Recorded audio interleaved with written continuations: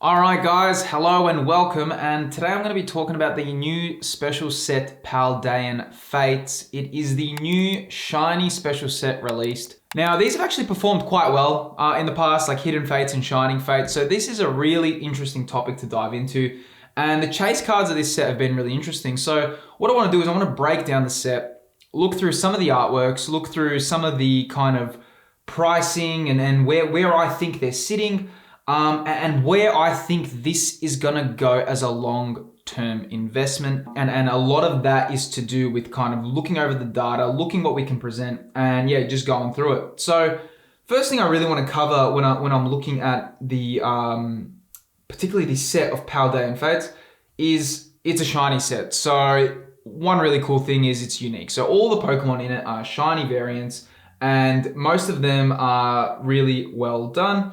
They've also got a new shiny rare, which is like with the Ditto here, you can see. It's a new variation of a shiny, and look, they're looking okay. When I think of this, like when I'm looking at like Fortress EX, right? That is a terastallized form of Fortress in a shiny version. If a collector was looking at that one day in the future, there'd probably be only one form of this card ever in this form. So that's really cool to think about, that they're gonna have like a unique thing. Like even when I think of Gigantamax Pokemon or Mega Evolution Pokemon, they're so much trapped in their era that I don't think we're gonna actually see them come back in new forms. And if they do, they might be like a Gen 6 throwback or a Gen 8 throwback, you know, sometime long in the future. But that's a real cool thing when I look at these terastallized cards, is that right now we're in the present and we're looking at them, but a shiny version of a terastallized, that's going to be a very, very of the times kind of card. And I don't think Terastallized is going to make it past Gen 9. So that's something to look out for. And of course, the cards that the chase cards of the set, which you've got the special illustration rare shiny Pokemon. The highlight of these, I personally think, is the Gardevoir. What a card. Man, this artwork just bangs, man. Like the colors, not only is it the shiny version, but how they blended the color scheme of it. It's got that, you know, real consistent grade of blue tones. Really, really great card. And that is the card that I'm looking at in this sense. Like, geez, if I actually did rip open a few packs, this is the one I want to pull because it's stunning. But we've got the Mew, cool, unique artwork. Definitely a bit different, a bit of out of left field. It's got this kind of cute,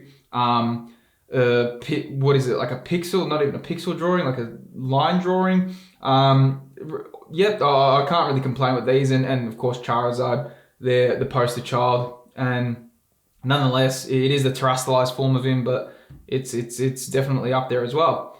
But just going into those, we've got those, and then you have the gold cards of the set, which are new versions that have come out now. And I honestly prefer these over the rainbow rares at first look. I don't know in the long term if that's going to be the case. Like, I know my daughter is obsessed with the rainbow rares, so with, you know, she's 5 years old, so she's just going to be like rainbow rares are the bomb. But for me, these are definitely looking pretty unique as well. So what I want to talk about is the pull rate. So TCG Player has actually come out and spoken about the pull rates of Paldean Fates. And they opened 1,500 packs and kind of did an aggregate score on what the pull rates are. So with those hyper rares that we just looked at, for any hyper rare is 1 in 62, and for a specific hyper rare is 1 in 372 chance for you to pull the specific card you want. And then with the special illustration rares, for any of them is a 1 in 58 chance, and for the specific one is 1 in 465. And of course, then you've got the illustration rares, which are 1 in 14, or for the specific one is 1 in 42. So pull rates are looking for the special illustration rares and hyper rares okay. Of course, they're nothing like, you know, the Sword and Shield era with the alt arts, but they're definitely, you know, possible to pull, and, you know, you might get lucky. So the pull rates are looking okay on the set. And just going into the prices, so I'm looking at the Gardevoir now, and the listing price for it's 109 US. That's just straight off the bat. That's going to drop. So I really don't, me personally, I do not like buying chase cards at the release of a set. I think people are FOMOing. I think people really want to get that card and add it to their collection. They want to, you know, show their friends. They want to have their binder filled up. patience is the key with any new set that drops. The likelihood that it's gonna go and blow up out of price, that's always can happen, but I think as a general rule of thumb that I like to stay to is when cards release, just let it relax. Just calm down, see where it goes. If you miss out and it went too expensive, it's okay, life goes on. So don't worry about it, but with these, you know, judging, like we can even see with the Charizard, currently it's on 174 US. And I think that's going to go down. Like a good example of this is when we're looking at the Obsidian Flames Charizard. That thing on release, I'm on TCG Play now. I'll go on the 6-month bracket just so we can go in there. But actually, I'll extend that out a little bit more. So we can see on release, it was like 225 US. And bam, you know, within a month, it just dropped to 81 US. And now it's sitting at 52 US.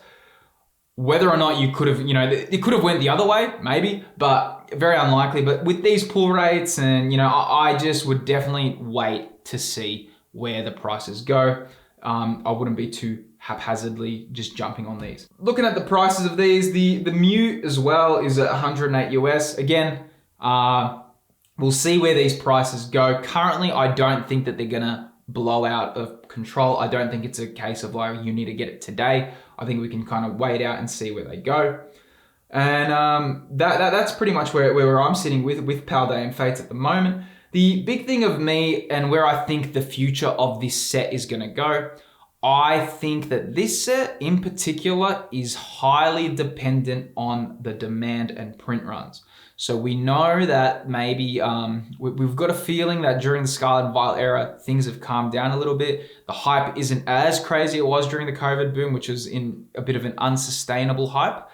Things have calmed down a little bit, but that also means that Pokemon will be thinking, how much of this do we want to print? We don't want just stock sitting on shelves. We don't want our prices of products, just people just selling it under retail. So there could be a thing where Pokemon's also thinking, how many print runs are we gonna do of these products? We don't want to over flood retailers. I really think the success of this set is highly dependent on the print run. Now, I think reprints are gonna determine the success of this set. Mainly because I'm looking at Crown Zenith, and I mentioned it in a video before, but Crown Zenith, when you look at the artworks, that set doesn't make sense for the price of the cards. But that's because the print run of those was so heavily, it was so readily available, stock was everywhere, that they really overprinted it and they printed it far beyond demand. Now I think that they are fine tuning this, and we can see this with 151. They kind of really, they printed a heap of it. You can still get it, but you have to get it at retail. You're not gonna get what you've got with Crown Zenith, where you could always get below retail, or stuff with Obsidian Flames and Scarlet and Violet, you can always get below retail if you look around. This is really going to be dependent on these print runs. I really think because of the shiny variants of the cards, because they have Mimikyu on the box, and because you have Hidden Fate's success in the past, I think judging on the fact that they are shiny, you know, variants, they are special sets, it's always good to, you know, have this in a collection and have this in a long-term investment. I don't think it's going to be a thing that blows up quick. So if you're going to grab it, you know, it's a long-term thing, stack it away, but I wouldn't expect anything too quick from it. That's my personal opinion of how I think it's gonna go. Of course, I could be totally wrong. It could blow out. Hey, I don't know. Those special illustration rares are great. But to me, I think, of course, the Gardevoir is going to be a really great hold. I'd love to get that in a PSA 10 when the time's right, and I'm definitely not going to be jumping on it soon. If I do pull it, hey, I'm going to be happy with that. I think that's the card that I'm most looking forward to in the set, and Charizard being second. But no, look, I'm really interested to hear your thoughts, guys, where you think this is going to go. It's a cool set, and you know, the shiny set's always fun. And guys, honestly, if you really enjoyed the video, it's a new channel, so if you got value out of the video, click that subscribe, and yeah, I'll see you in the next one. Cheers. See you guys.